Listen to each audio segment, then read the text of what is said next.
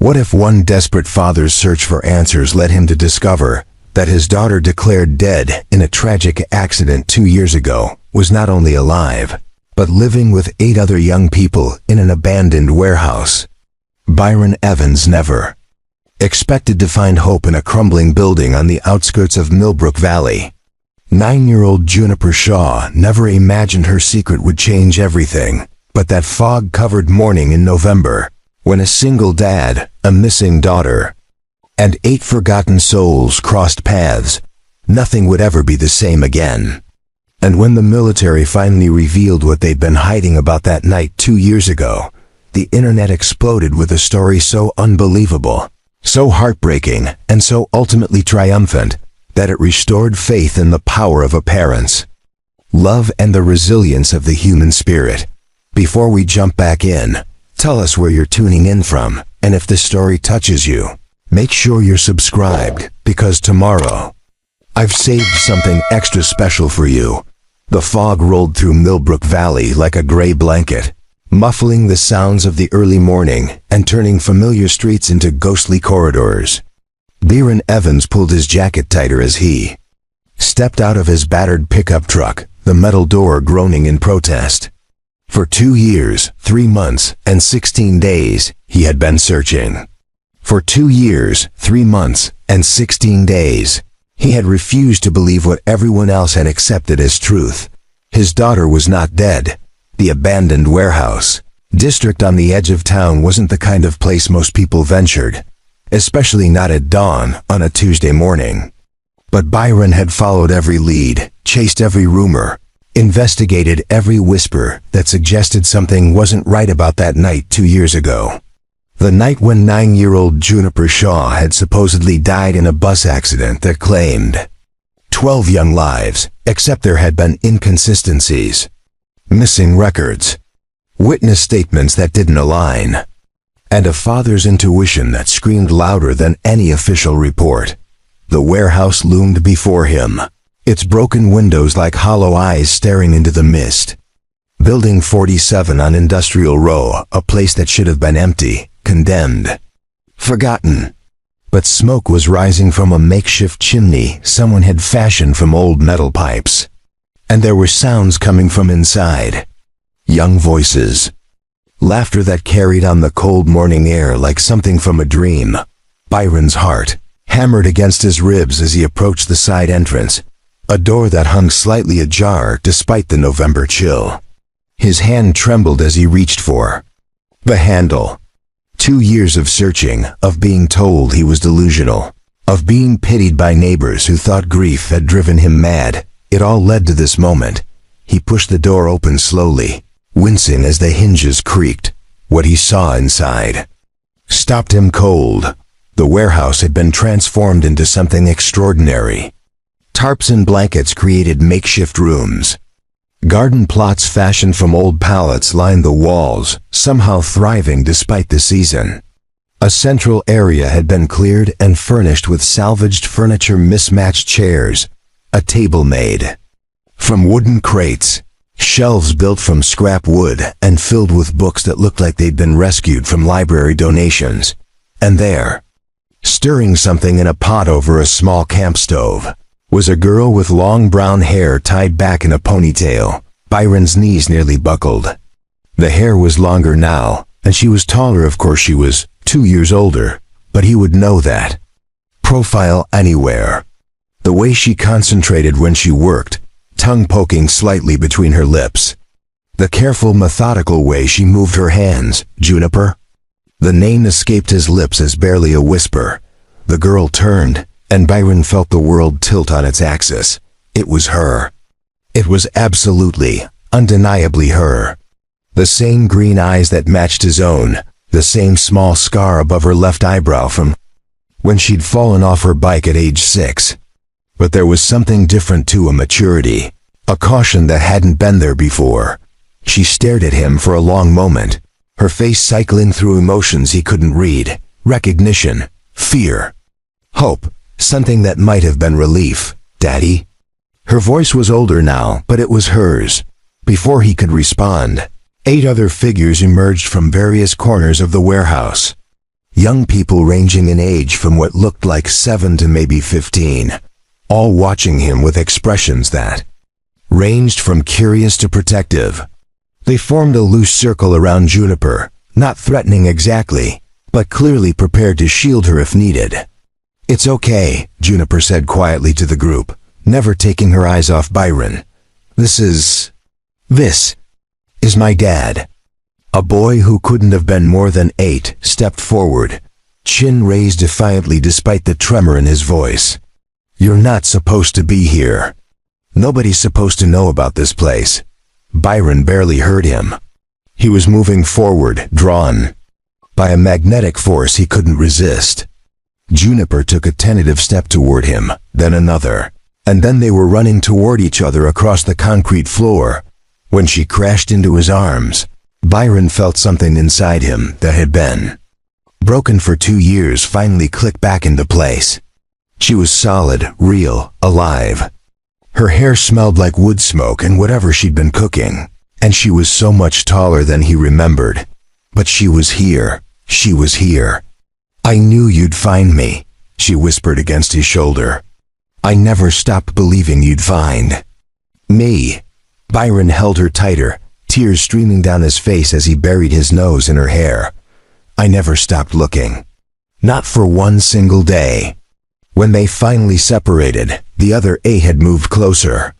Byron could see them more clearly now, a mix of boys and girls, all clearly living rough but somehow not beaten down by it.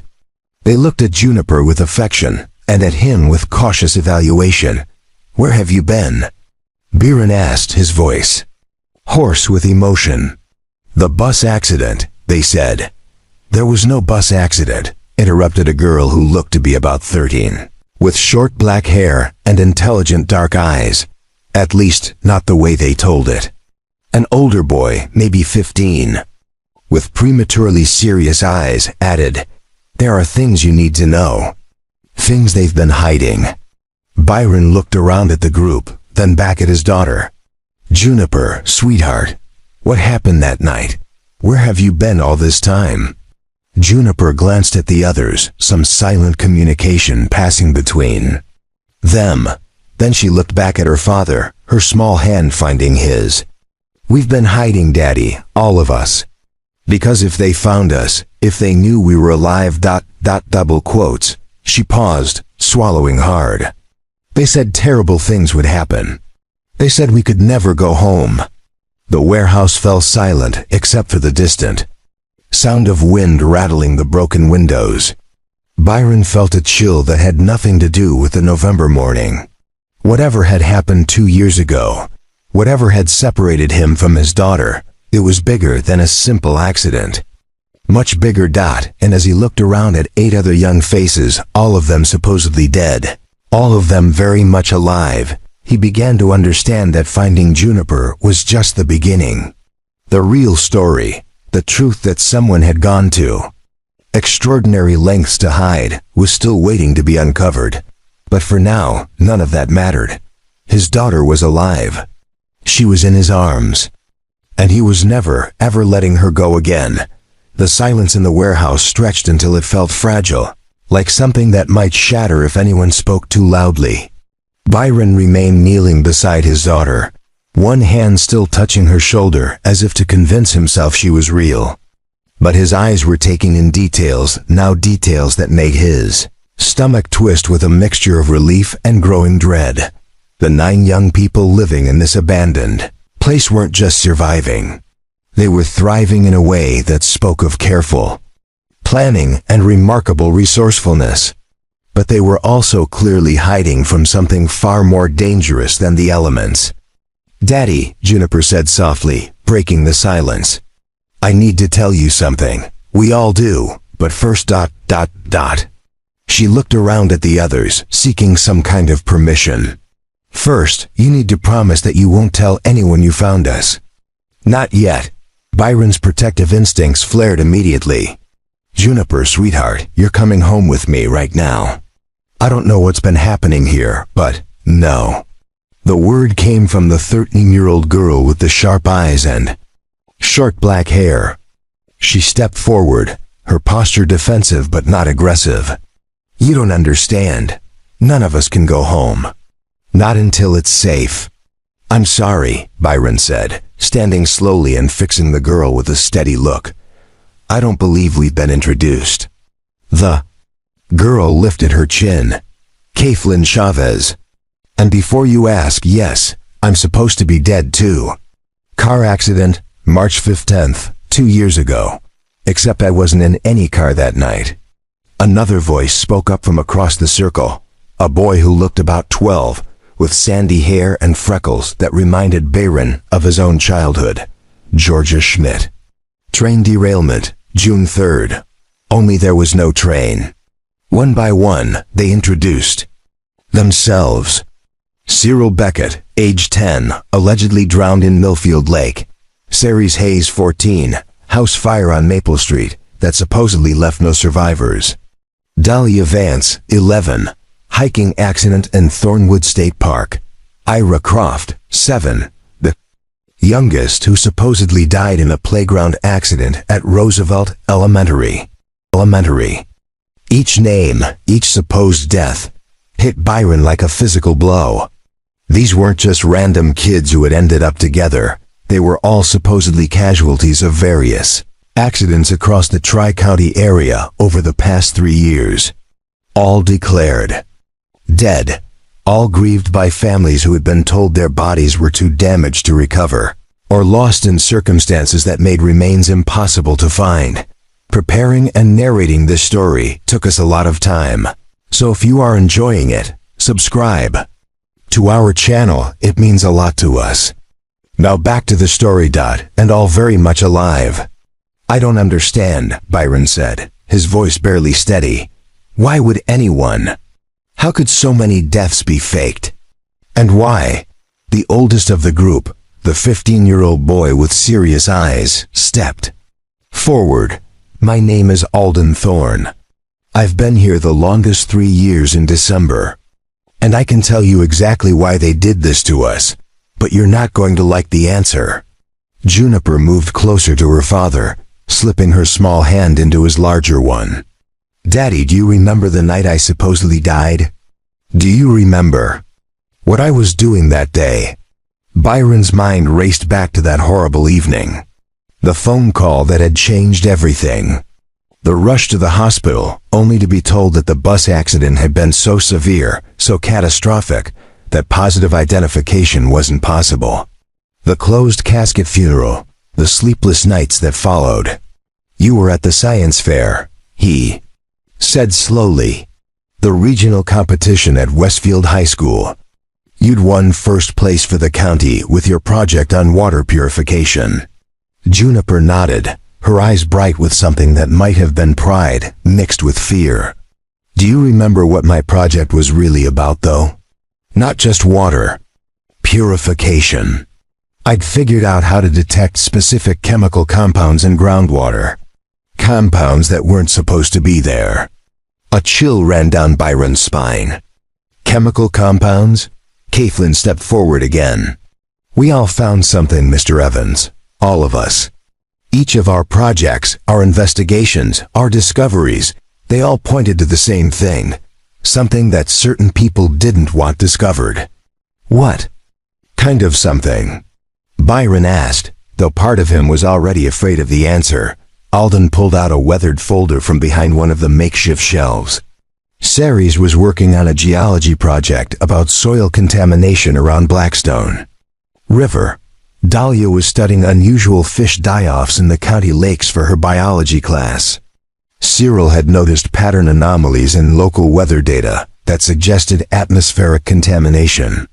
"I was researching cancer clusters in the 3-county area for a health science project," Georgia added quietly.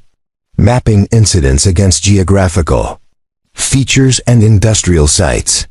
Byron felt the ground shifting beneath him. "You're telling me that you were all what? Investigating some kind of environmental cover-up?" "Not investigating," Juniper said softly. "We just stumbled onto it. We were kids doing school projects, asking questions that probably seemed harmless to us. But apparently, we asked the right questions. Or the wrong ones. Caitlin muttered darkly. The night of my accident, Alden continued, I had just submitted my science fair project about groundwater contamination patterns to my teacher. The next morning, I woke up in a van with two men in military uniforms telling me that I was dead, that my family thought I was dead, and that I could never go home again unless I wanted my family to join me. The warehouse fell silent again. Byron could hear his own heartbeat, could feel Juniper's small hand trembling in his military uniforms. The pieces were starting to form a picture he didn't want to see. They told us, Juniper said, her voice barely above a whisper, that there was a classified project. Something involving chemical testing that had been going on for years across multiple sites in the region. They said our research, even though we were just kids, had gotten too close to sensitive information. Information that could compromise national security, Dahlia added, her young voice carrying a bitter edge. That's what they called it. Byron's mind was reeling. So they faked your deaths, all of you, to silence you, to protect the project. Ceres corrected. They said if we ever tried to go home, if we ever talked about what we'd discovered, they would make sure our families had accidents too, real ones. The implications hit Byron like a sledgehammer. 9 young people, all bright, all curious, all asking inconvenient questions about environmental damage that someone with serious power wanted to keep secret. So they had been erased, declared dead, hidden away to silence them, but they hadn't been silenced. They had found each other. They had survived. And now finally, they had been found. How long do they expect you to stay hidden? Byron asked. Alden shrugged. Forever, as far as we know. Until the project is complete, or until we're old enough that no one would believe. US, even if we did talk. Juniper looked up at her father, her green eyes bright with unshed tears. Daddy, we've been so scared. But we've also been planning. We've been gathering evidence, documenting everything we can remember. Because someday, we knew someone would come looking. We knew someone would believe us. And we hoped, Caitlin added, that when that someone came, they would be brave enough to help us fight back. The weight of their expectations, their hope, their desperation, settled on Byron's shoulders like a heavy cloak. These weren't just 9 young people who needed rescue. They were 9 pieces of evidence in what sounded like a massive conspiracy. 9 witnesses to something that powerful people had literally killed them to keep quiet. And now they were asking him, a single father who fixed cars for a living, to take on forces that had the resources to fake multiple deaths and the authority to threaten families with military precision. Byron looked around at the 9 young faces, all watching him, with expressions that mixed hope and fear in equal measure. His daughter was alive. That was a miracle beyond anything he had dared to hope for. But she was also in danger. They all were, and getting them to safety would require more than just a father's love. It would require courage, careful planning, and probably more luck than any one person deserved. But as he looked at Juniper's face, at the trust and hope shining in her eyes, Byron knew there was really only one choice to make. Tell me everything, he said quietly. Every detail, every piece of evidence, every threat they made. Tell me everything, and then we're going to figure out how to bring you all home. The story came out in fragments over the next hour, pieced together like a puzzle made of nightmares. Byron sat cross-legged on the concrete floor of the warehouse, surrounded by 9 young people who spoke in hushed tones about things no one their age should ever have to understand. Juniper remained close to his side, sometimes filling in details, other times simply holding his hand as if anchoring herself to the reality that he was finally there.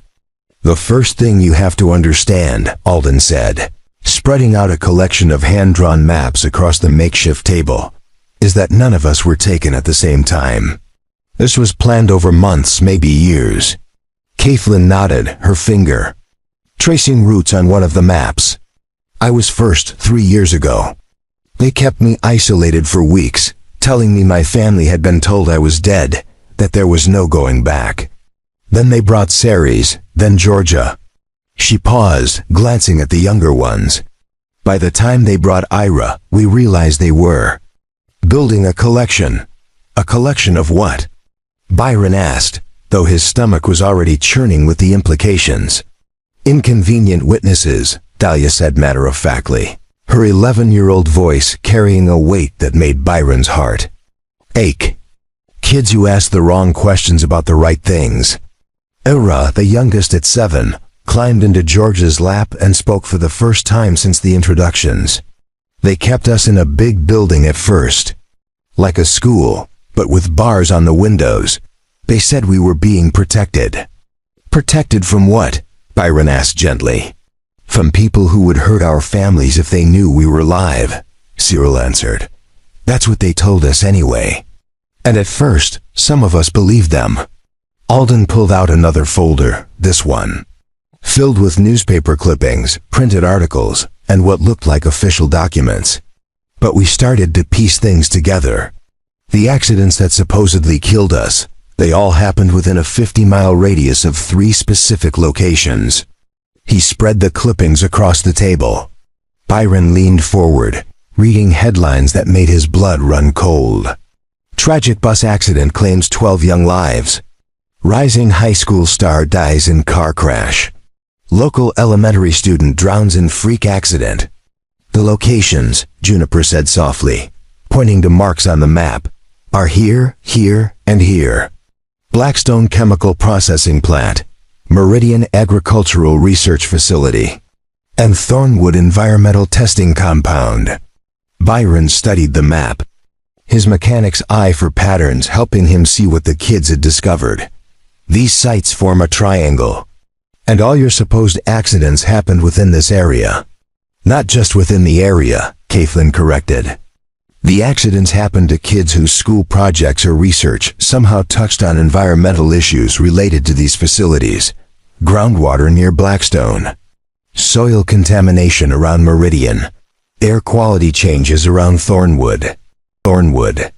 We think, Georgia added quietly, that there's been some kind of long-term testing program, chemical or biological. And when kids started accidentally documenting effects, she trailed off, but the implication hung heavy in the air. Byron felt a rage building in his chest that was unlike anything he'd ever experienced. So they decided it was easier to make you disappear than to stop whatever they were doing. The man who came to see us, Ira said from Georgia's lap. The one in the fancy uniform with lots of medals, he said we were heroes. He said we were helping protect America. Helping protect America by staying dead, Ceres said bitterly. Warehouse fell quiet except for the sound of wind rattling the loose metal sheets on the roof. Biren looked around at these remarkable young people who had somehow managed to survive, to stay together, to keep hope alive in circumstances that would have broken most adults. How did you end up here? He asked. How did you escape from wherever they were keeping you? The kids exchanged glances, and Byron saw something pass between them, a shared memory that clearly carried weight. Alden, Juniper said simply. Tell him about the fire. Alden's expression grew somber. 8 months ago, there was an electrical fire in the building where they were keeping us. Not a big one, but enough to trigger the evacuation protocols. In the confusion, Caitlin and I realized that some of the guards were more concerned about their own safety than watching us. We grabbed the little ones, Caitlin continued, and we ran. We'd been planning for months, memorizing guard rotations, mapping the facility. When the opportunity came, we took it. But we didn't know where to go, Georgia added. We couldn't go home. They'd made it clear what would happen to our families if we did. So we found this place. Dahlia gestured around the warehouse. It was abandoned, but it had good bones.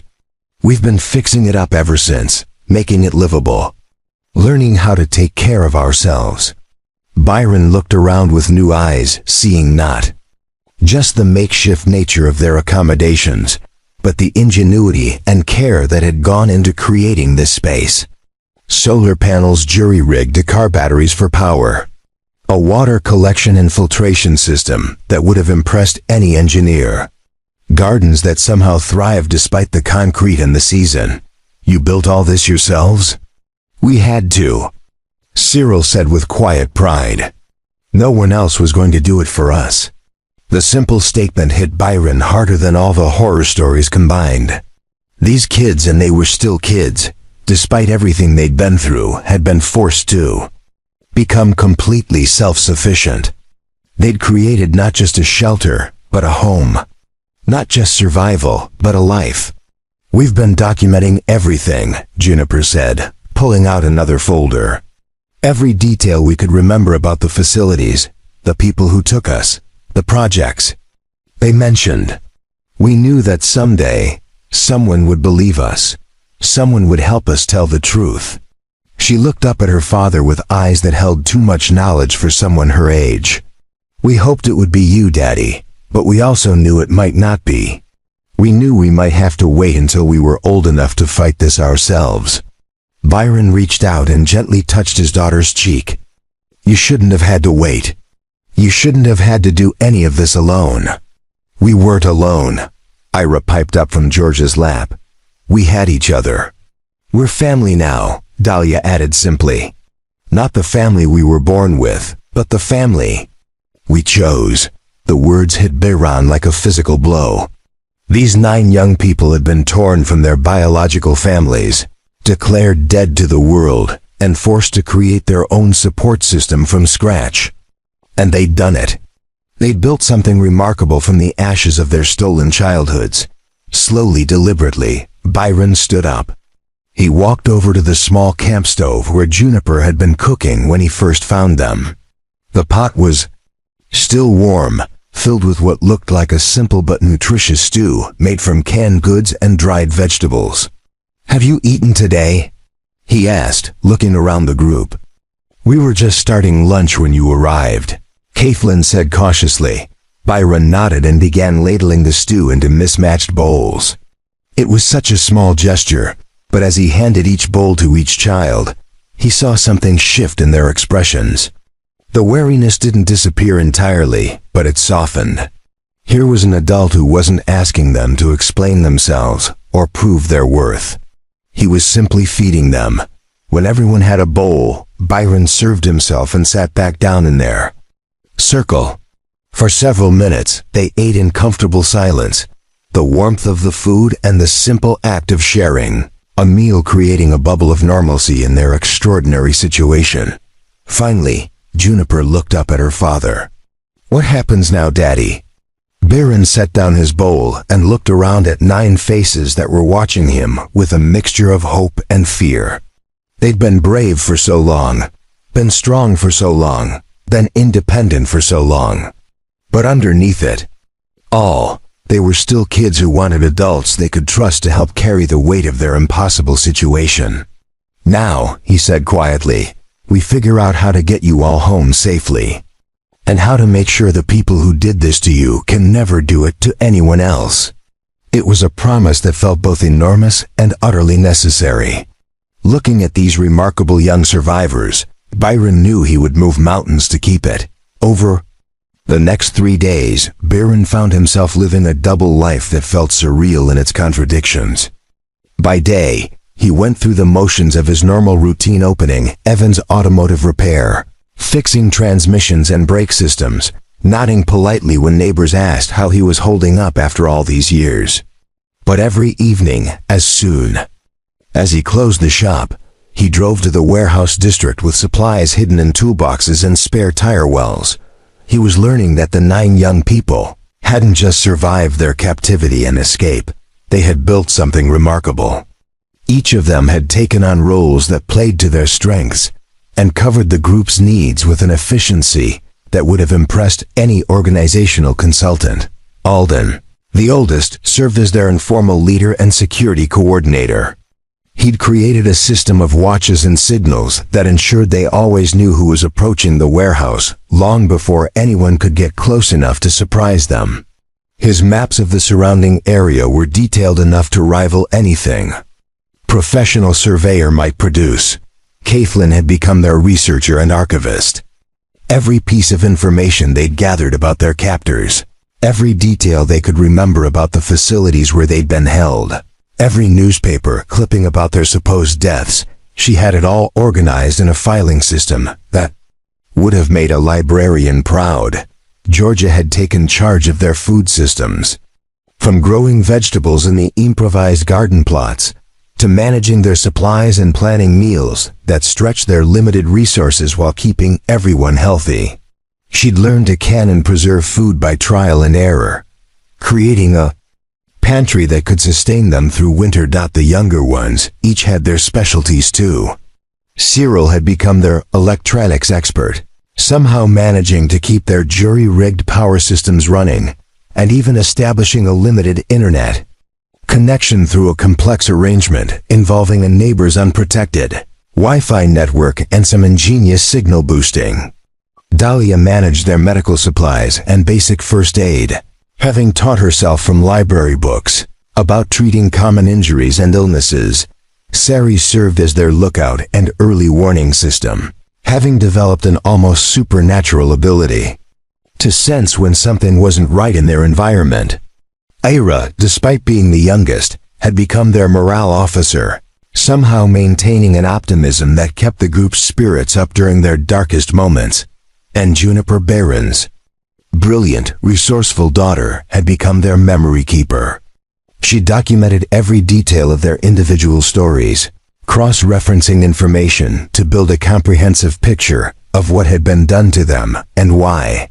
"You've built something incredible here," Byron told them on his third evening visit, as he helped Cyril troubleshoot a problem with their water filtration system. "I mean it. Most adults couldn't have managed what you've accomplished." "We didn't have a choice," Caitlin said, but there was pride in her voice rather than bitterness. "There's always a choice," Byron replied gently. "You chose to survive together. Instead of giving up separately, you chose to take care of each other instead of looking out only for yourselves. Those were good choices."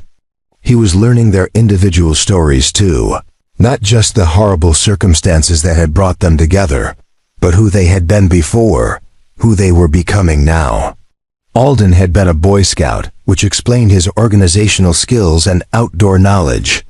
Caitlin had been in advanced placement classes in student government, natural preparation for her role as their strategic thinker. Georgia had grown up on a small farm before moving to town, which was why she understood plants and food preservation instinctively. Cyril's father had been an electrician, and he'd absorbed knowledge by watching and helping from a young age. Dahlia's mother was a nurse, and she'd picked up medical basics through dinner table conversations and take your daughter to work days. But it was the smaller details that really got to be ran the way. Sari still slept with a stuffed rabbit she'd managed to grab during their escape. How Ira insisted on saying grace before meals, a tradition from her family that she'd kept alive for the group. The fact that Juniper still wore the friendship bracelet she'd been making for her best friend the day she'd supposedly died. They were adapting to his presence too, slowly allowing him into their carefully constructed routines. On the second evening, Georgia had asked his opinion about whether it was safe to plant winter vegetables.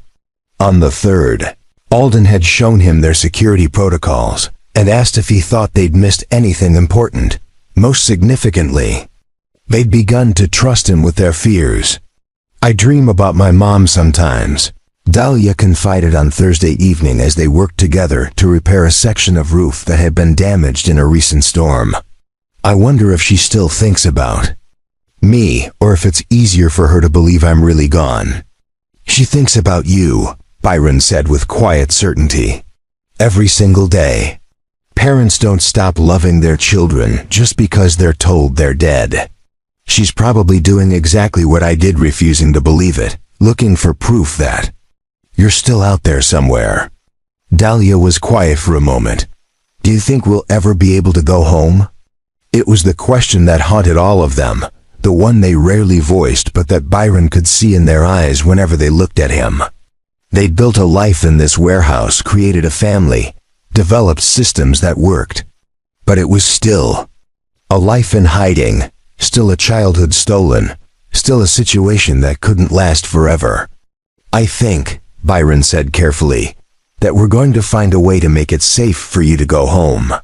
It might take time, and it might be complicated, but yes, I believe you'll all go home eventually. What if our families don't want us back?"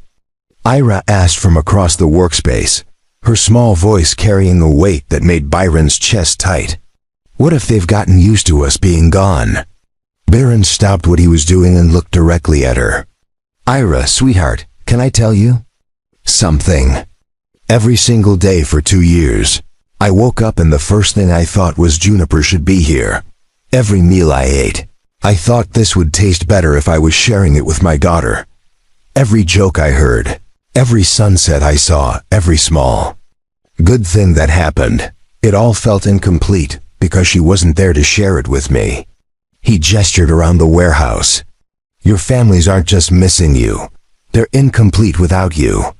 They've been walking around with holes in their hearts, shaped exactly like each of you."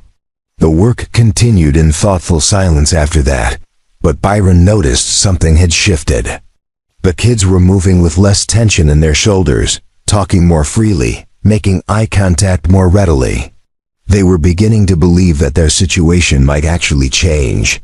That evening, as they shared another simple but nourishing meal around their makeshift table, Juniper asked the question Byron had been dreading.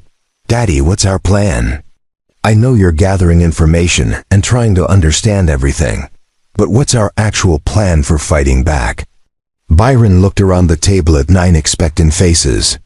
They'd been patient with him for 3 days, allowing him to process the magnitude of what they were facing, letting him see the remarkable life they'd built for themselves. But they were right to ask. They'd been in survival mode for too long. They deserved action. "I think," he said slowly, "that our first step has to be getting you all somewhere safer than this. Somewhere with better protection and more resources. I know a place my Uncle Finch has a ranch about 2 hours north of here. It's remote, defensible, and he's the kind of man who asks questions later and shoots first if anyone threatens family." "You want us to leave here?" Caitlin asked, and Byron could hear the reluctance in her voice.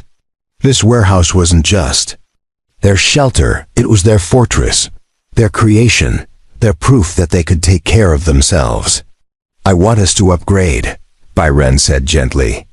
"This place is incredible, and what you've built here shows how strong and resourceful you are. But if we're going to fight back against the people who did this to you, we need better security and more resources than we can have here." Alden leaned forward, his expression intense. "And then what? Once we're at this ranch, what's the next step?" Byron met his eyes steadily. "Then we start making noise. We document everything. We find other people who can help us. And we make sure your story gets told in a way that can't be ignored or covered up." "That sounds dangerous," Ceres said quietly. "It is dangerous," Byron acknowledged. "But staying hidden forever is dangerous too. And doing nothing while these people continue whatever they're doing, that's the most dangerous choice of all." Juniper reached over and took her father's hand. "When do we leave?" "Soon," Byron said. "Within the next few days. But first, we're going to make sure we have everything we need, and that everyone is ready." As they began to plan their departure from the warehouse that had been both prison and sanctuary, Byron felt the weight of responsibility settling more firmly on his shoulders. These 9 remarkable young people were trusting him with their lives, their futures, their hope of ever seeing their families again. He couldn't let them down. The decision to move to Finchbow's ranch had been made, but the logistics proved more complex than anyone had anticipated. It wasn't just about transporting 9 young people and their possessions. It was about carefully dismantling a life they'd built from nothing while ensuring their movements remained undetected. Byron found himself spending entire evenings at the warehouse now, not just visiting but truly becoming part of their daily rhythm. On Tuesday, he arrived to find Cyril teaching Ira how to calculate electrical loads for their solar panel system. On Wednesday, he walked into an impromptu history lesson where Kathleen was explaining the constitutional principles behind whistleblower protections to the younger kids. "You're building a school here," he told Georgia as she organized their collection of salvaged textbooks and library discards. "We had to," she replied simply. "We couldn't stop learning just because they wanted us to disappear." It was on Thursday evening that Byron truly understood how deeply he'd become invested in their collective future. He'd brought supplies for their move, but instead of immediately planning logistics, he found himself helping Dahlia with a makeshift science experiment she designed to test water purity levels. "My mom taught me that knowledge is the one thing nobody can take away from you," Dahlia said as she carefully measured pH levels. "Even when they took everything else, our families, our names, our entire lives, they couldn't take what we'd already learned." "Is that why you keep studying?" Byron asked, watching her precise movements with pride that surprised him with its intensity. "Partly," she nodded. "But also because someday, when we're free, I want to be ready to help other kids. Kids who might be facing what we faced." The statement hit Byron like a revelation. These young people weren't just surviving their ordeal, they were transforming it into purpose.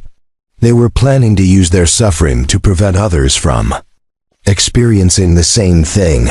That night, as they shared dinner around their familiar circle, Byron noticed something that made his chest tight with emotion. Without anyone making a conscious decision about it, the seating arrangement had shifted over the past week. Initially, the kids had sat together with Byron positioned slightly outside their group. Now Juniper sat to his right, Ira to his left. And the others had naturally arranged themselves so that he was integrated into their circle rather than adjacent to it. He was becoming their family, just as they were becoming his. "Uncle Finch called me back today," Byron said, setting down his spoon. "He's ready for us whenever we are. But he also wanted me to ask you something." 9 faces turned toward him with varying expressions of curiosity and concern. He wanted to know if you'd be comfortable with him knowing the whole truth about your situation, or if you'd prefer that he just think you're kids who need a safe place to stay for a while. The question prompted an immediate huddle among the group. Byron watched them debate in low voices, seeing the democratic decision-making process they'd developed during their months together. No decisions were made without consensus.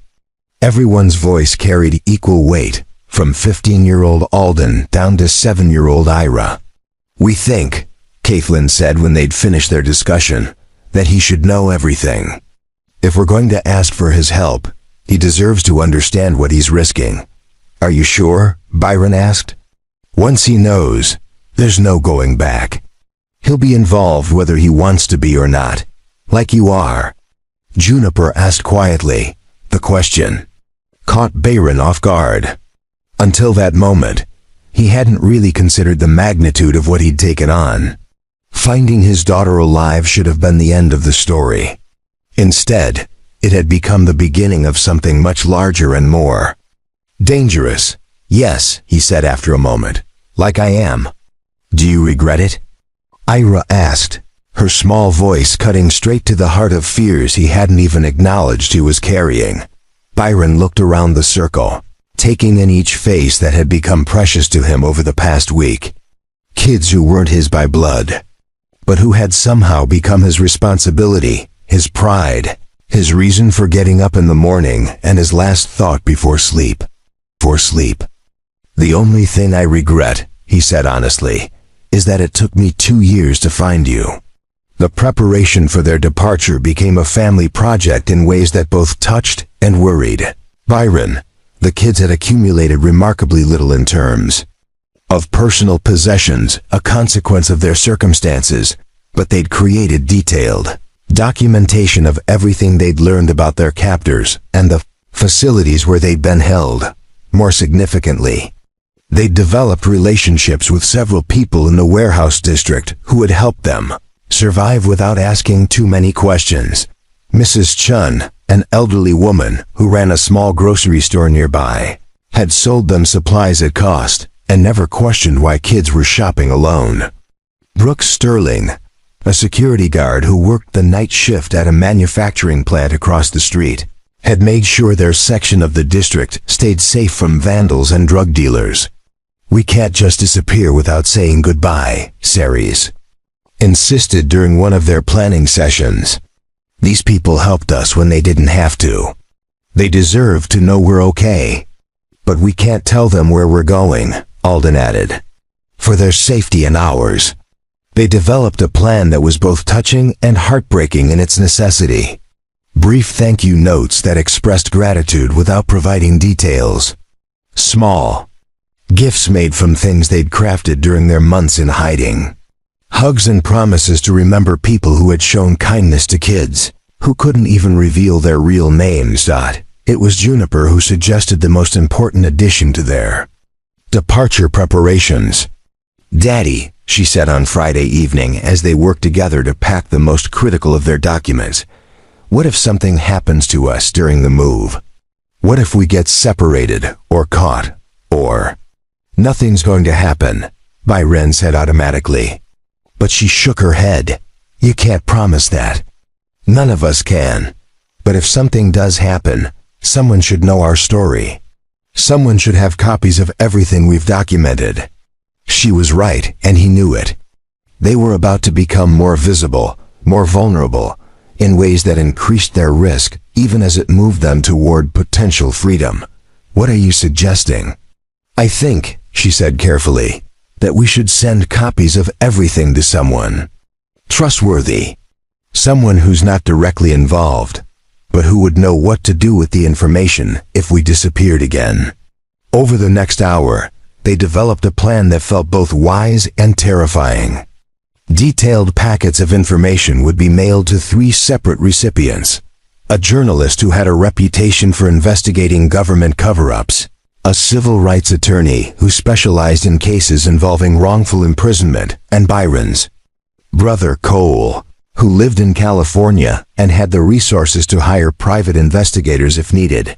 The packets would be mailed with instructions to open them only if the senders failed to check in within 2 weeks. It was insurance against the worst-case scenario, but it also felt like writing their own obituaries. As they sealed the envelopes and prepared to walk to 3 different post offices to mail them, Byron realized something that both thrilled and terrified him. Over the course of 1 week, these 9 remarkable young people had stopped being his daughter's situation and had become his family. Their safety wasn't just important to him, it was essential. Their futures weren't just something he hoped to help secure, they were something he'd sacrifice anything to protect. He was no longer just a man trying to save his daughter. He was a father figure to 9 children who deserved every chance at happiness and freedom he could possibly give them. And tomorrow, they would begin the most dangerous part of their journey toward claiming those chances. As they walked back to the warehouse for their final night there, Ira slipped her small hand into his and looked up at him with trust that made his heart ache. "Mr. Byron," she said softly, "when this is all over and we're all home with our families, will you still be our friend?" "Sweetheart," he replied, squeezing her hand gently, "I'm going to be much more than your friend. I'm going to be part of your family forever." It was a promise that felt as natural as breathing and as permanent as the stars overhead. Whatever came next, they would face it together. The black sedan appeared on Industrial Row at 6:47 a.m. on Saturday morning, just as Byron was loading the last of their essential supplies into his truck. He spotted it immediately, too clean, too new, too purposeful for a street where most vehicles were work trucks and aging commuter cars, belonging to the early shift workers at the remaining factories. Ceres saw it too. She'd been posted as their early morning lookout, positioned at a window with a clear view of all 3 approaches to the warehouse. Her whistle, 2 sharp notes followed by a long one, sent an immediate chill through everyone in the building. "Black car, government plates," she called out in the coded language they'd developed. 2 occupants, both wearing suits. The transformation was instantaneous and heartbreaking. In the space of 30 seconds, 9 young people who had been Laughing and joking about their upcoming move to the ranch became a tactical unit focused entirely on survival. Personal belongings were abandoned in favor of essential documents. Escape routes were confirmed. Emergency signals were established. Byron watched in amazement and growing dread as they executed procedures they'd clearly practiced dozens of times. This wasn't panic, it was preparation meeting reality. "Dad," Juniper said quietly, using the word naturally for the first time since their reunion. "You need to leave, now. Take the truck and go, and we'll meet you at the backup location tonight." "Absolutely not," Byron replied, checking the load on his truck one more time. "We're leaving together, or we're staying together." "Mr. Evans," Alden said, his voice carrying the authority of someone who'd kept 8 other people alive for months. "With respect, you don't understand how this works. They can't afford to let you walk away now that you know about us. If they capture you with us, they'll make you disappear too." The sedan had stopped about 2 blocks away, positioning itself with a clear view of the warehouse entrances, but not close enough to be obviously threatening. Classic surveillance positioning. Professional. "How long do we have?" Barron asked, accepting that these kids knew more about evading capture than he ever would. "Depends on what they're here for," Caitlin said, studying the vehicle through a pair of binoculars they'd apparently acquired sometime during their months in hiding. "If it's just reconnaissance, they might watch for hours. If they're planning to move on us... She didn't finish the sentence, but the implication hung heavy. In the morning air. "There's a second car," Cyril announced from his position at the rear window. "White van, 3 blocks east. They're trying to box us in." Byron felt his blood turn to ice. This wasn't random. This wasn't coincidental. Someone had discovered their location, their routines, possibly even their plans to leave. "How?" he asked, though he was afraid he already knew the answer. "Could be anything," Georgia said, methodically destroying papers that couldn't be allowed to fall into the wrong hands. Facial recognition software, license plate readers, cell phone tracking, old-fashioned human surveillance. Or, Dahlia added grimly, someone talked. The accusation hung in the air like a toxic cloud. For months, these 9 young people had survived by trusting only each other. The introduction of an adult into their group, even Juniper's father, had created new vulnerabilities that none of them had fully acknowledged until this moment. "Nobody talked," Ira said firmly, her 7-year-old voice cutting through the tension with surprising authority. "Nobody here would do that, which means they found us some other way." Byron found himself both proud of and heartbroken by the loyalty these children showed each other, even in the face of immediate danger. They'd created something precious in this abandoned warehouse, a family built on absolute trust, and now that sanctuary was being threatened. "The question," Alden said, "is what we do about it." "We run," Sari said immediately. "We grab the essentials and we go out the back exit, split up, meet at rally point 3. "No," Juniper said, surprising everyone. "Running is what we've been doing for months. It's what they expect us to do. Maybe it's time to try something different." Byron looked at his daughter, really looked at her, and saw something that took his breath away. She wasn't just surviving anymore. She was ready to fight. "What are you thinking?" he asked. "I'm thinking that they're here because they know we're planning something. They probably don't know exactly what, but they know enough to be worried. Which means we have something they want, or something they're afraid of." Caitlin lowered her binoculars and turned from the window. "The documentation. Everything we've gathered about the facilities, the people involved, the patterns of disappearances. If that information got out... it would expose the entire operation." Alden finished. "Not just our situation, but potentially dozens of other cases we haven't even discovered yet." The warehouse fell silent except for the distant sound of traffic and the closer, more ominous sound of car doors closing. Through the windows they could see figures moving toward their building, not rushing, but advancing with the measured pace of people who were confident their target had nowhere to go. There's something else, Cyril said from his position at the electronic station they'd built near the rear of the warehouse. I've been monitoring emergency radio frequencies since yesterday. There was unusual military air traffic last night. Helicopters, transport planes, more than normal. They're escalating, Georgia said quietly.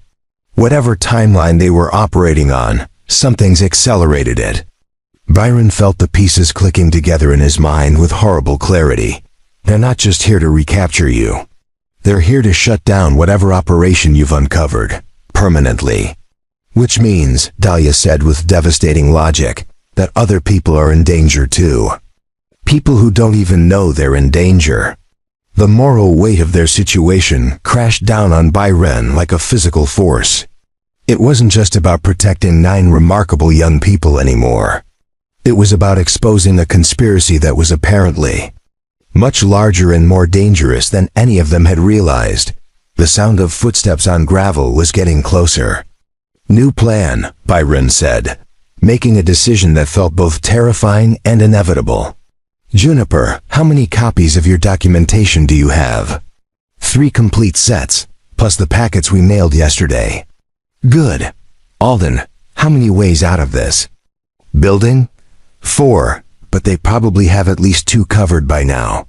Byron nodded, his mind racing through possibilities. Here's what we're going to do. We're going to split into 3 groups. Each group takes a complete set of documentation and heads to a different destination.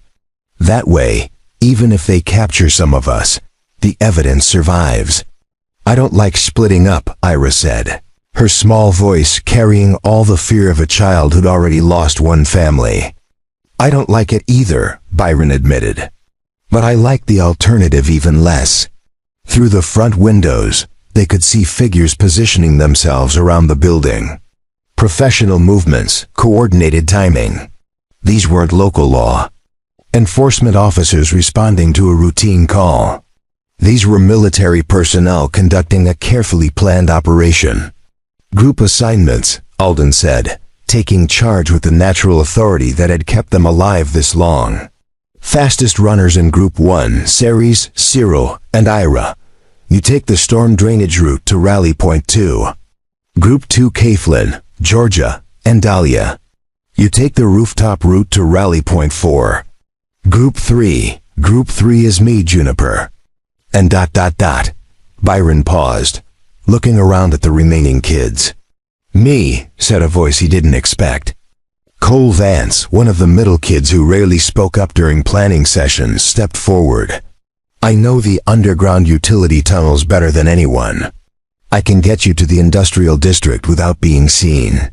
It was a brave offer from a 14-year-old who'd been quietly heroic for months without seeking recognition. Cole, are you sure? Juniper asked. I'm sure. Besides, someone needs to make sure your dad doesn't get lost trying to keep up with us. Despite the terror of their situation, several of the kids actually smiled at that. It was a moment of lightness. In what might be their last few minutes together, and Byron treasured it even as his heart broke. The sound of boots on concrete was now coming from multiple directions. Equipment distribution, Caitlin said, moving with efficient precision. Each group gets a radio, emergency cache, and a copy of the master document file. Rally time is sunset at location 1, but only if it's safe. If anyone gets captured, the others continue the mission. What mission? Byron asked. Getting the truth out, Juniper said simply. Whatever happens to us, the documentation has to reach the people who can expose what's been happening. As they made final preparations to separate, Byron realized that he was witnessing something extraordinary. 9 young people who should have been traumatized into helplessness by what they'd endured had instead become a resistant cell. They'd turned their suffering into strength, their fear into determination, their desperation into purpose. The footsteps stopped outside the main entrance. Time to go, Alden whispered before they separated. Something remarkable happened. Without anyone suggesting it, All 9 kids moved toward Byron, one by one. They hugged him quick, fierce embraces that carried all the emotion they couldn't afford to express in words. "Thank you for finding us," Ira whispered. "Thank you for believing us," Dahlia added. "Thank you for not giving up," said Cyril, when it was over. Byron looked around at faces that had become as precious to him as his own daughters. They were trusting him with more than their safety. They were trusting him with their hope that justice might actually be possible. "See you at sunset," he said quietly. "See you at sunset," they echoed, and then they scattered into the morning. Shadows carrying with them the evidence that might finally expose the truth about what had been done to them, and the courage to make sure that truth reached the people who could act on it. As Bayran followed Cole and Juniper toward a utility access panel he hadn't even known existed, he heard the warehouse door being forced open behind them. Shouts, radio chatter, the sound of heavy boots on concrete. They'd escaped. For now. But as they crawled through a drainage tunnel that smelled of rust and decades of accumulated debris, Byron knew that their real fight was just beginning. The utility tunnel stretched ahead of them like a concrete throat, swallowing the weak beam of Cole's flashlight into endless darkness. Behind them, the sounds of the warehouse search grew fainter, but more ominous, systematic, methodical, the kind of search conducted by people who knew exactly what they were looking for, and had all the time in the world to find it. Byron's knees were already aching from crawling through the cramped space, but Cole moved ahead of them with the fluid confidence of someone who had mapped every inch of these underground passages during long months of preparation for exactly this scenario. Juniper followed close behind her father, one hand occasionally touching his back as if to reassure herself he was still there. "How much farther?" Byron whispered, though the concrete walls seemed to amplify even the quietest sounds. "Quarter mile to the first junction," Cole replied without slowing down. "Then we surface near the old textile mill and reassess." They crawled in silence for another 10 minutes before Cole suddenly stopped, holding up a hand for quiet. In the distance, echoing through the tunnel system, came the unmistakable sound of voices and footsteps. Multiple sets, moving with purpose. "They know about the tunnels," Juniper said, her voice barely audible. Cole's expression was grim in the flashlight's glow. "They know about everything.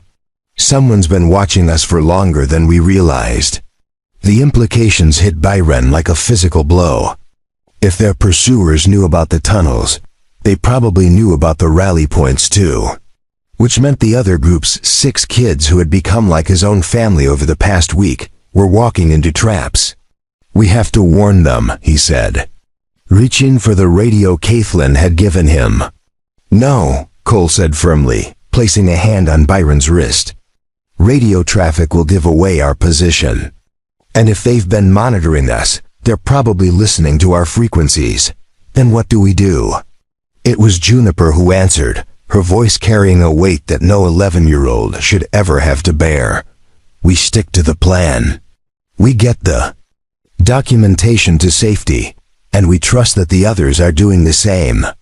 They continued through the tunnels, but the sounds of pursuit seemed to be getting closer.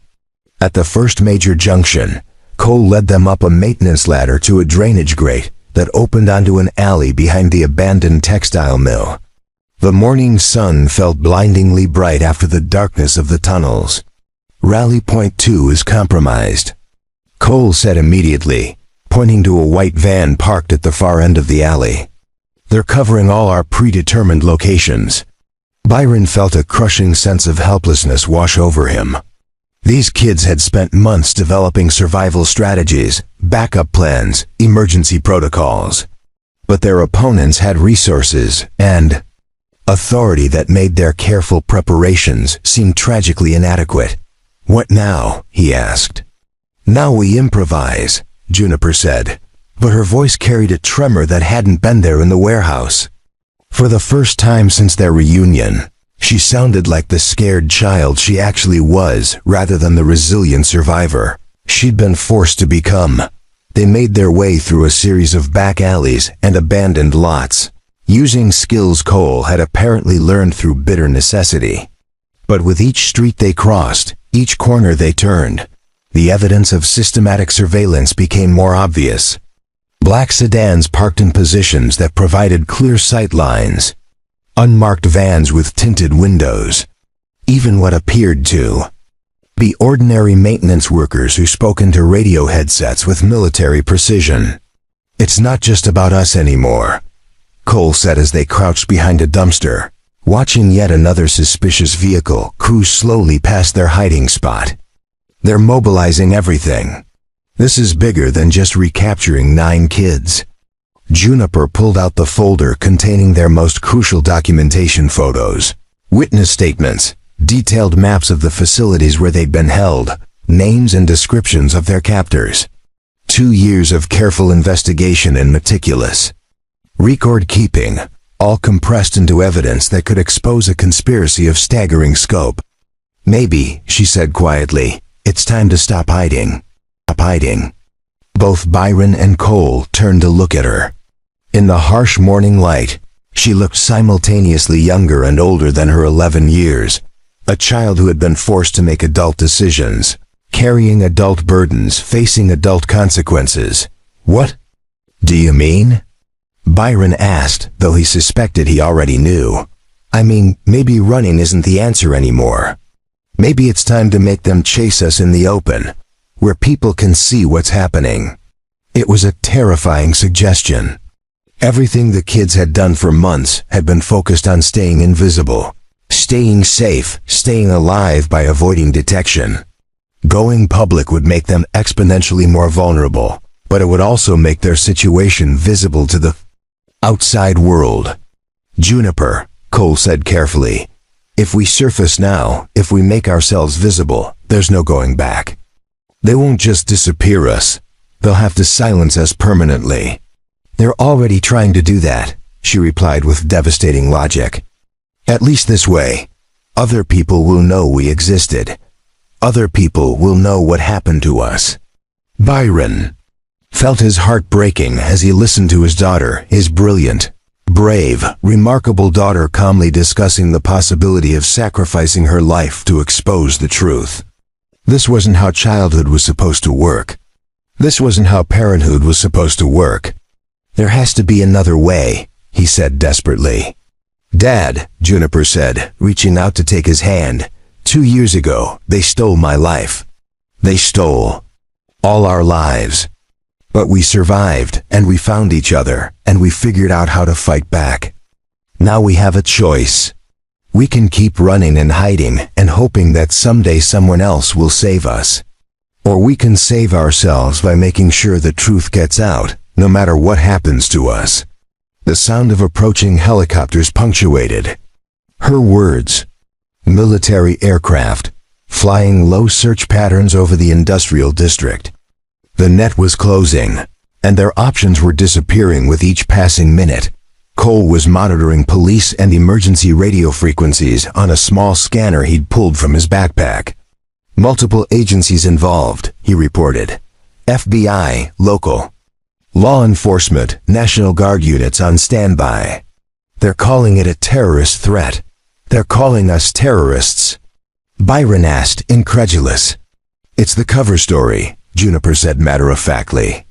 "Easier to justify overwhelming force against terrorists than against kids who stumbled onto the wrong information." As if to underscore her point, the sound of the helicopters grew louder, closer. Through gaps between buildings, they could see aircraft circling in systematic patterns, methodically covering every possible hiding place in the district. "Decision time," Cole said quietly.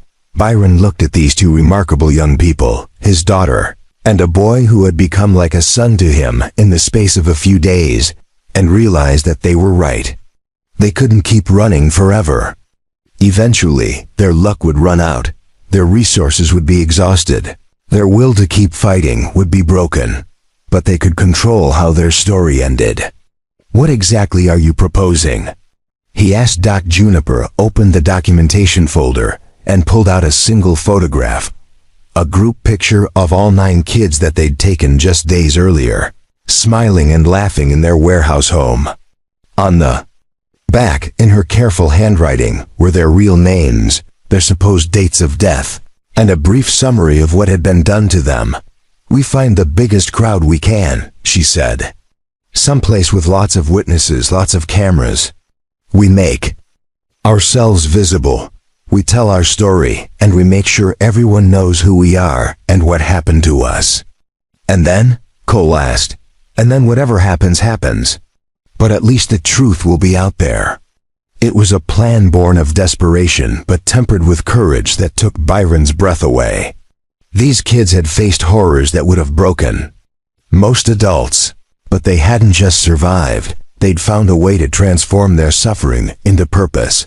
A new sound cut through the morning air sirens. Multiple vehicles, getting closer. Their pursuers were tightening the search pattern, using overwhelming force to eliminate any possibility of escape. "Where?" Byron asked, accepting the inevitable. "Saturday Farmers Market," Cole said immediately. "Downtown Plaza. Hundreds of people, local news coverage, lots of smartphones. If we can get there and make our presence known before they stop us, the whole world will see."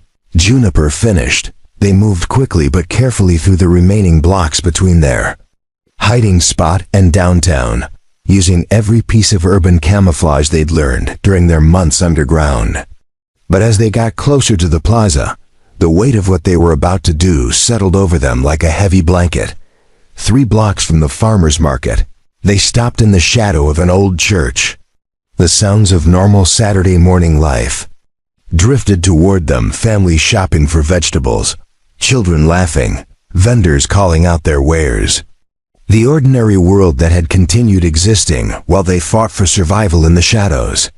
"Dad," Juniper said, looking up at him with eyes that held too much knowledge for someone her age. "If this goes wrong, if they capture us before we can tell our story, I need you to know something." "What, sweetheart?"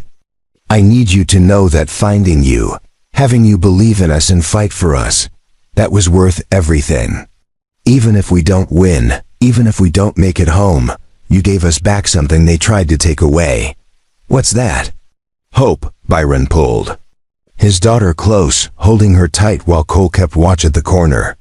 In 2 blocks, they would step into the light and make themselves targets. They would tell their story to anyone who would listen, knowing that doing so might cost them their lives.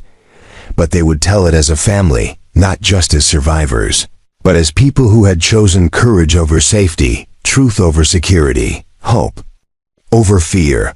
The farmers market buzzed with activity just ahead. It was time to stop hiding. It was time to fight back.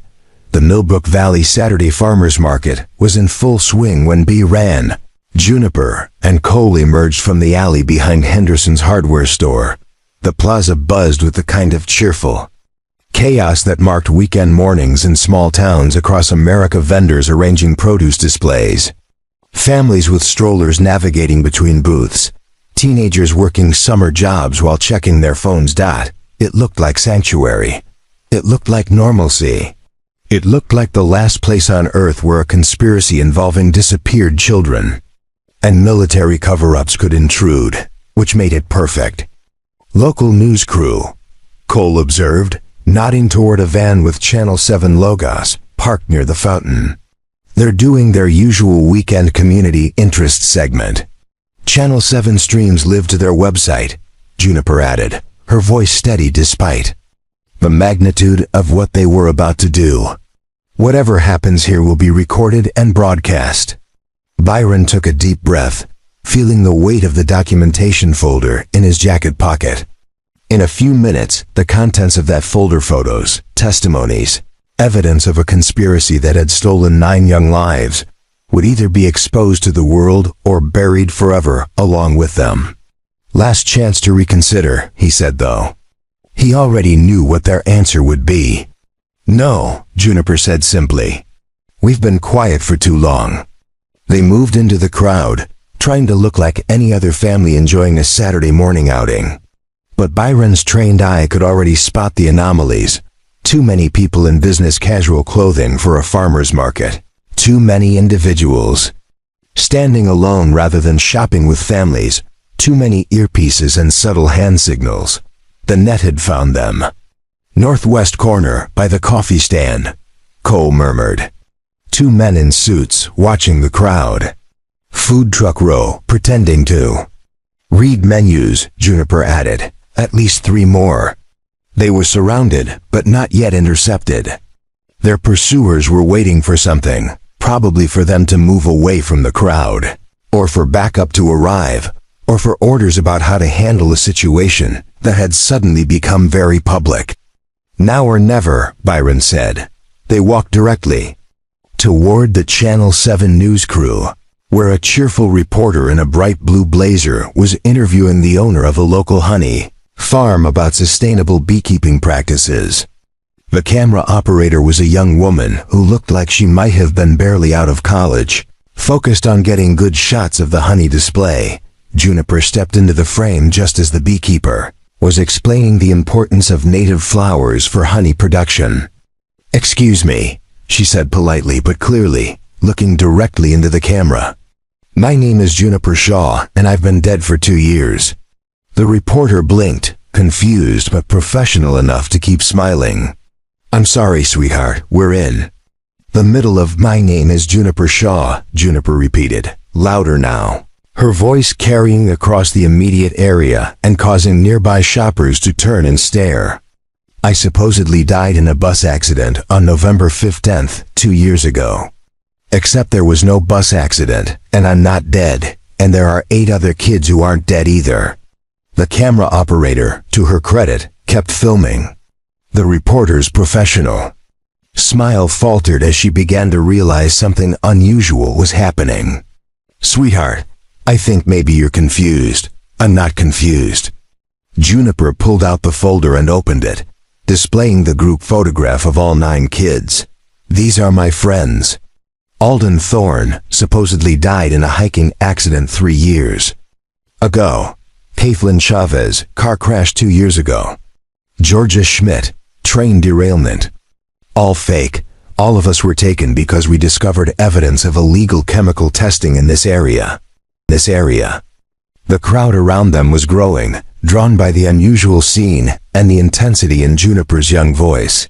Smartphones were appearing, pointed in their direction.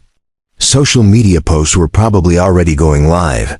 That's when Byron saw them. At the edge of the plaza, moving with unmistakable purpose, came men in dark tactical gear. Not trying to blend in anymore, not pretending to be casual shoppers. They were closing in fast, and they clearly didn't care who saw them. "Military personnel approaching," Cole said quietly, but his voice carried to the people nearby. "They're here to silence us." The reporter was looking around now, finally understanding that she'd stumbled into something much bigger than a community interest story. "Are you saying?" "I'm saying my daughter was declared dead to cover up a government conspiracy," Byron said, stepping forward and putting a protective arm around Juniper. "I'm saying 9 children have been missing for years while their families grieved for them. And I'm saying the people responsible are about to try to silence us permanently." The tactical team was 50 yards away and closing fast. But something unexpected was happening in the crowd. Instead of scattering or backing away, people were moving closer. Parents pulled their children behind them but didn't retreat. Teenagers held up their phones, streaming live video to Instagram and TikTok. Vendors abandoned their booths to see what was happening. "Is this real?" Someone called out. "Where are the other children?" Another voice demanded. The reporter, whatever her limitations, was experienced enough to recognize a major story when it literally walked into her shot. "Can you prove these allegations?" Juniper opened the folder fully, displaying photographs of the facility where they'd been held. Documents bearing official seals, detailed maps and testimony. 2 years of evidence, she said clearly.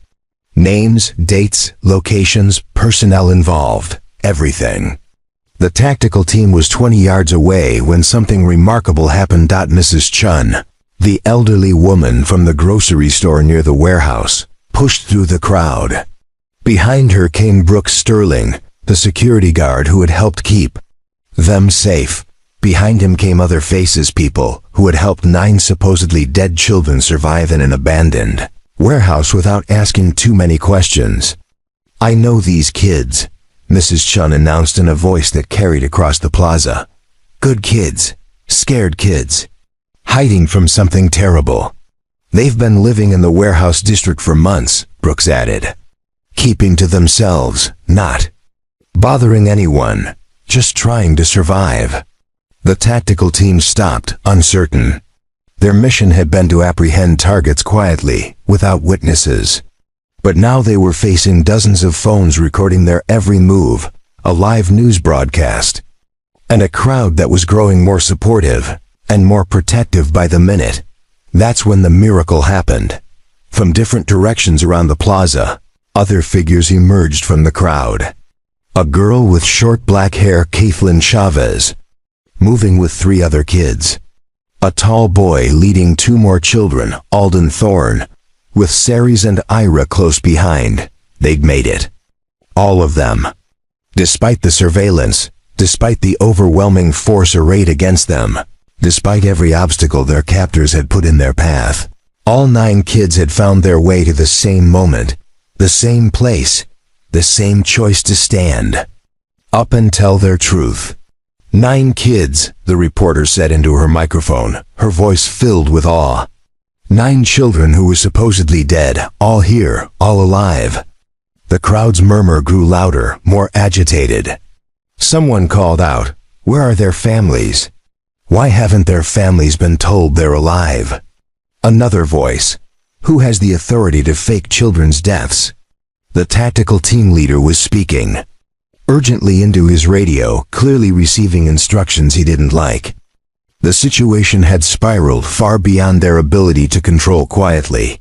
That's when the next surprise came. A black sedan pulled up at the edge of the plaza, and out stepped a woman in a military uniform with enough ribbons and insignia to indicate very high rank. She walked directly toward the news crew, her expression unreadable, but her posture suggesting someone who was about to make a decision that would change everything. "Colonel Patricia Vance," she announced, stopping directly in front of the camera. "United States Army." The plaza fell silent. "These children," she continued, looking directly at the 9 kids who had somehow found each other and found their courage, are heroes. They uncovered evidence of an illegal experimental program that violated every treaty and ethical standard this country claims to uphold. The tactical team leader stepped forward. "Ma'am, our orders, your orders, Colonel," Vance said without taking her eyes off the camera, "are now rescinded. By direct order of the Secretary of Defense, Operation Clearwater is officially terminated. These children are under federal protection, and their families are being notified immediately." She turned to address the crowd directly. "What you've witnessed here today is 9 young people showing more courage than most adults ever will. They deserve to go home. They deserve justice. And they deserve a country that's worthy of their bravery." The cheers started small, one person clapping, then another, but within seconds the entire plaza erupted in applause. Phones continued recording, capturing not just the revelation of a conspiracy, but its public downfall. Juniper looked up at her father, tears streaming down her face. "Is it over?" "It's over," he said, pulling her close. "You're going home." All around them, 9 remarkable young people who had refused to stay silenced were finally safe. The truth was out, and it was spreading faster than any cover-up could contain it. 3 months after the farmers market revelation that had made international headlines, Baron stood in the community center gymnasium, watching something that still felt like a miracle every time he witnessed it. 9 young people who had been declared dead were not just alive, they were thriving. The Millbrook 9, as the media had dubbed them, had become symbols of resilience and truth-telling that inspired people around the world. But more importantly, they had become what they'd always deserved to be: regular kids with families who loved them, communities that supported them, and futures bright with possibility.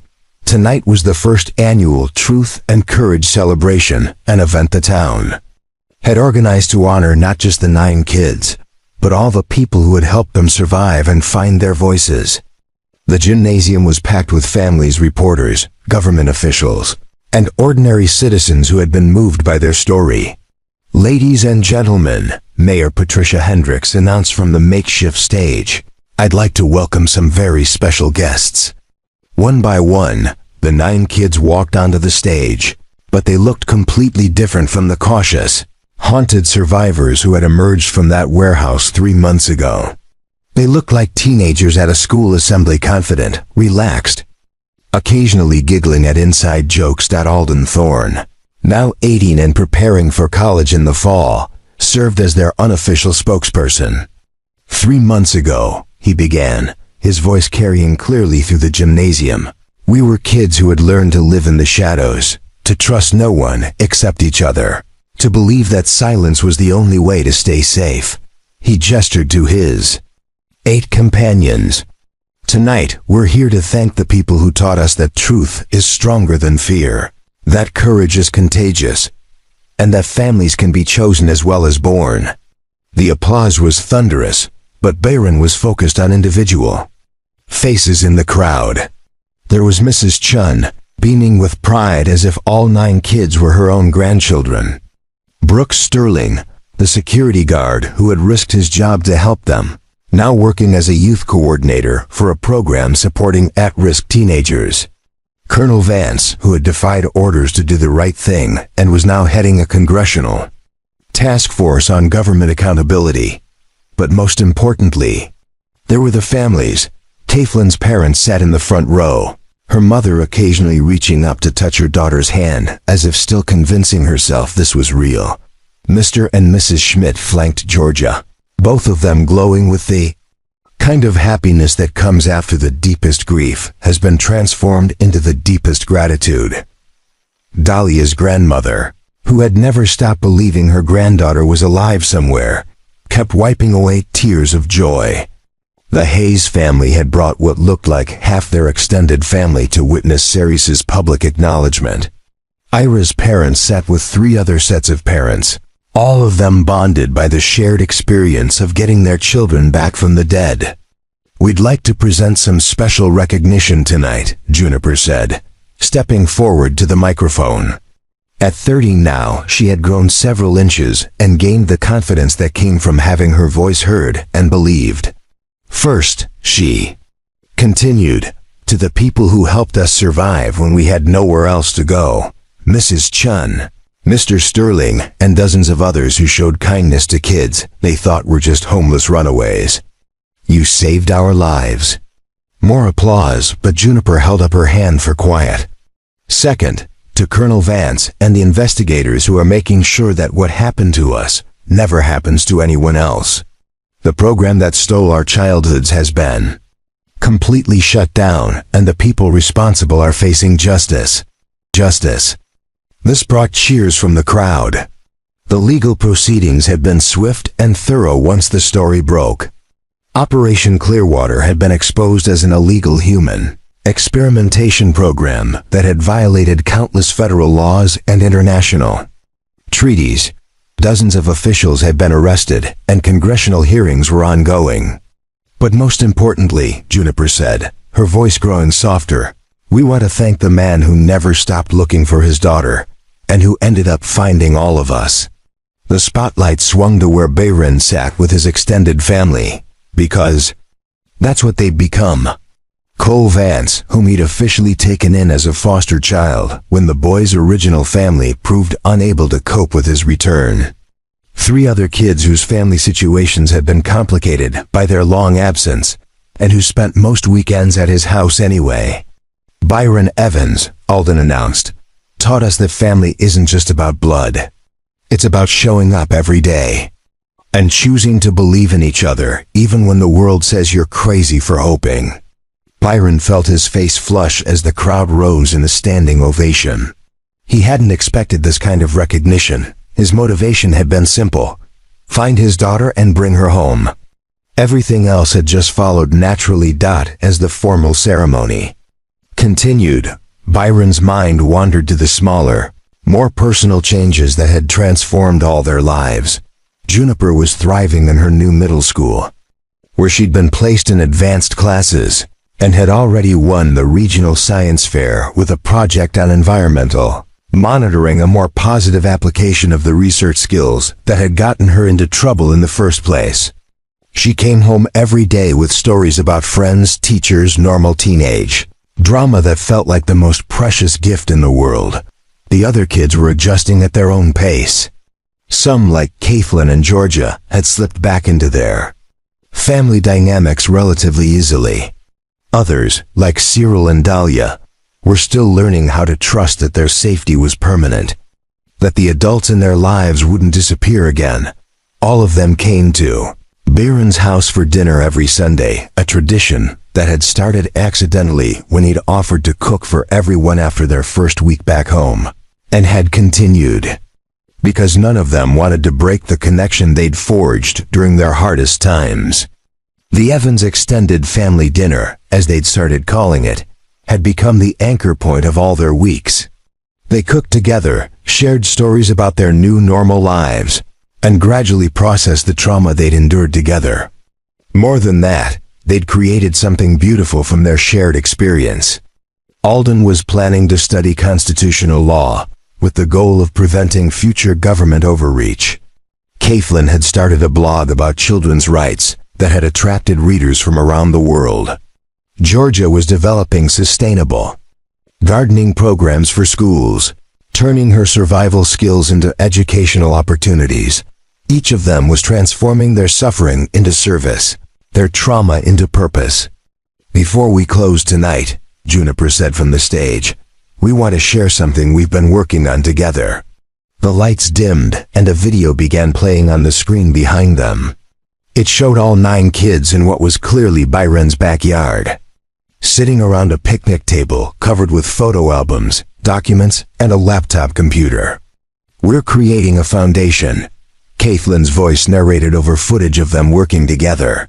"The Millbrook Foundation for Missing Children will help families who are searching for lost kids and help kids who are hiding from unsafe situations." Video showed them at a groundbreaking ceremony for what would become a resource center, then cut to footage of them speaking at schools, sharing their story with other young people. "We learned," Alden's voice continued, "that courage isn't about not being afraid. It's about deciding that something matters more than your fear." The final shot was of all 9 kids standing with Byron in front of the community center, holding a banner that read, "Truth, Courage, Family, Hope." As the video ended and the lights came back up, the audience was on its feet again. But Byron was looking at the stage where 9 remarkable young people stood holding hands, their faces bright with genuine happiness. They'd started as victims of an unconscionable conspiracy. They'd survived as a chosen family forged in desperation. But they'd emerged as something even more powerful, champions for justice, advocates for truth, living proof that love could triumph over even the most systematic attempts to destroy it. After the ceremony, as families mingled and kids took selfies and reporters conducted interviews, Byron found himself in conversation with Dr. Sarah Martinez, a family therapist who had been working with all 9 kids since their return. "How are they really doing?" he asked quietly, watching Juniper laugh with her friends while simultaneously keeping an eye on Ira, who still sometimes felt overwhelmed in large crowds. "Better than anyone expected," Dr. Martinez replied. "The trauma is real, and it will take years to fully process. But they have something most trauma survivors don't have, which is, they have each other, they have you. And they have proof that their suffering led to something meaningful. That's incredibly powerful for healing." As the evening wound down, and families began to head home, the 9 kids gathered around Byron one more time. "Same time next Sunday?" Dahlia asked, though she already knew the answer.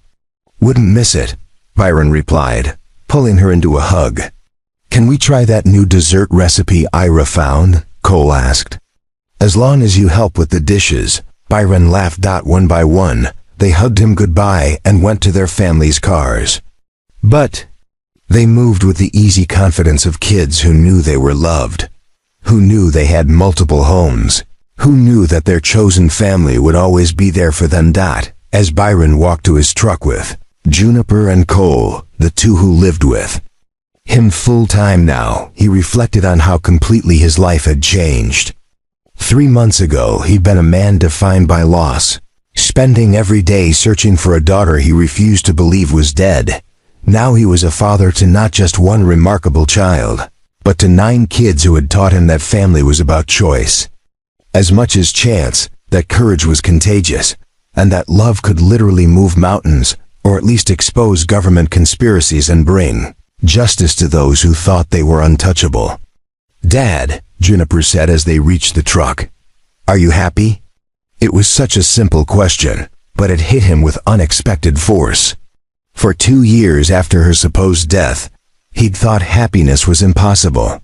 For months after finding her, he'd been too focused on survival and safety to think about happiness. But now, looking at his daughter healthy, safe, thriving, surrounded by a chosen family that had become as precious to him as blood relatives, he realized that happiness wasn't just possible, it was inevitable.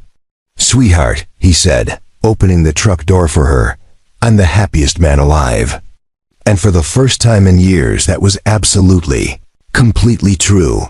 5 years later, Byron stood in the gleaming lobby of the Millbrook Foundation for Missing Children, watching his daughter, now 18 and preparing for her freshman year, at MIT, give a tour to a group of congressional staffers who had come to study their model for family reunification services.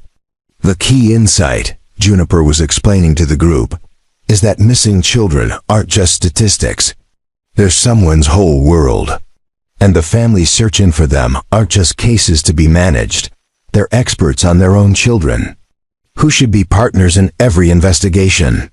Through the floor-to-ceiling windows, Byron could see the memorial garden where they'd planted 9 trees, one for each of the Millbrook 9, surrounded by dozens of smaller plantings representing the other missing children their foundation had helped reunite with their families. The latest count was 247 successful reunifications, with another 89 cases actively being investigated. But the numbers, impressive as they were, told only part of the story. The real legacy of that terrifying morning in the farmer's market 5 years ago wasn't just about the children they'd helped bring home, or even the corrupt officials who had been prosecuted and imprisoned. It was about the fundamental shift in how society thought about missing children, government accountability, and the power of ordinary people to demand extraordinary justice. "Mr. Evans?" A young woman with a press badge approached him. "Jessica Chun from the Washington Post. I'm doing a 5-year retrospective on the Millbrook 9 case. Could I ask you a few questions?" Byron smiled, recognizing the surname. "Are you related to Mrs. Chun who ran the grocery store?" "My grandmother," Jessica replied with obvious pride. She always said that story taught her that kindness to strangers can change the world.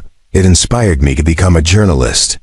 It was a perfect example of the ripple effects that continued to spread from that single act of a father refusing to give up hope. Mrs. Chun's granddaughter had become an investigative reporter specializing in government accountability. Brooke Sterling had started a nonprofit helping other at-risk youth. Colonel Vance had led comprehensive military justice reforms. Even the Channel 7 reporter who had captured their revelation on live television had gone on to win a Pulitzer Prize for her follow-up investigation into illegal government experimentation programs. "The question everyone asks," Jessica said, pulling out her recorder, "is whether you ever imagined your search for one missing daughter would lead to all this." Biren looked around the foundation building state-of-the-art missing persons database, family support services, legal advocacy program, and research center all housed under one roof. Through the conference room windows he could see Alden Thorne, now a recent law school graduate, leading a training session for new family advocates.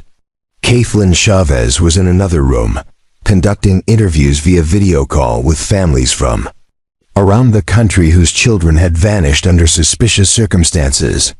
Honestly, Byron replied, I never imagined anything beyond getting Juniper back.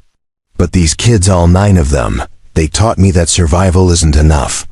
They showed me that when you've been given a second chance, you have a responsibility to create second chances for others. What he didn't mention was how profoundly his definition of family had evolved. Cole Vance, now 21, still lived with him while finishing college. 3 other kids from the original 9 spent so much time at his house that neighbors had stopped asking if they were related. His dining room table, which had once seated just him and his memories, now regularly accommodated 12 people for Sunday dinners that had become legendary in their circle. What about the military revelation that, as you put it in the original story, broke the internet? Jessica S. Byron chuckled. The revelation that the U.S. military had been conducting illegal experimentation that required faking children's deaths had indeed caused a massive internet firestorm. #Millbrook9 had trended worldwide for weeks. The congressional hearings had been watched by millions. The documentary film about their story had won an Academy Award, but more importantly, it had led to comprehensive reforms in government oversight, new protections for whistleblowers, and international treaties governing human experimentation. I think, Byron said carefully, the real revelation wasn't about military cover-ups. It was about the power of truth-telling. 9 kids who refused to stay silent changed everything, not because they were special, but because they were brave. Enough to speak up when it mattered. As if summoned by their conversation, Juniper appeared at his side, having finished her tour. At 18, she had grown into a confident young woman who carried herself with the grace of someone who had faced the worst the world could offer and chosen hope anyway. Dad, she said, slipping her arm through his, the last tour group just finished. Want to help me lock up? Actually, Jessica interjected, could I ask Juniper one final question? Juniper nodded graciously. Media requests had become routine over the years. What would you tell other young people who feel powerless to change things that seem too big to fight? Juniper considered the question seriously, as she always did. I'd tell them that power isn't about size or authority or resources. It's about deciding that something matters more than your fear of speaking up. We were just kids asking questions about science projects. But we kept asking questions, even when it became dangerous, even when the answers led us to terrible places. She gestured toward the memorial garden, where several families were visiting the trees planted for children who had come home. Every person out there started as someone who refused to accept. This is just how things are. Every reunification happened because someone decided that one missing child was worth fighting for. Every reform happened because someone believed that ordinary people deserved extraordinary justice. As they walked through the building, turning off lights and securing doors, Byron reflected on the journey that had brought them here. 5 years ago, he'd been a man consumed by loss, searching desperately for a daughter he refused to believe was dead. That search had led him to 8 other remarkable young people who had needed rescue just as much as Juniper. But in the end, they'd rescued each other. They'd created a family from shared trauma, transformed suffering into service, and proved that love really could triumph over even the most systematic attempts to destroy it. You know what the best part is? Juniper said as they stepped outside into the evening air. What's that? Tomorrow, there's another family that just reported their teenager missing under suspicious circumstances. Another parent who refuses to give up hope. Another chance to prove that families never stop fighting for each other. Byron looked at his daughter, brilliant, compassionate, unbreakable, and felt the same surge of pride and gratitude that had sustained him through their darkest moments and brightest triumphs. Ready to go home? He asked. Always, she replied. But home for both of them had become something much larger than the house where they lived. Home was the chosen family they'd built from impossible circumstances. Home was the community of advocates and allies who had rallied around their cause. Home was the knowledge that their story had inspired others to keep fighting for truth, justice, and the radical belief that every missing child deserves to be found. As they drove through the familiar streets of Millbrook Valley, Byron knew that their story would continue long after the headlines faded and the documentaries were forgotten. It would live on in every family reunited, every truth exposed, every ordinary person who decided to do something extraordinary. Sometimes, the most beautiful stories begin not with happy endings, but with the refusal to accept that there are no happy endings possible. Sometimes miracles happen when we refuse to stop believing in them. Up next, you've got two more standout stories right on your screen. If this one hit the mark, you won't want to pass these up. Just click and check them out. And don't forget to subscribe and turn on the notification bell so you don't miss any upload from us.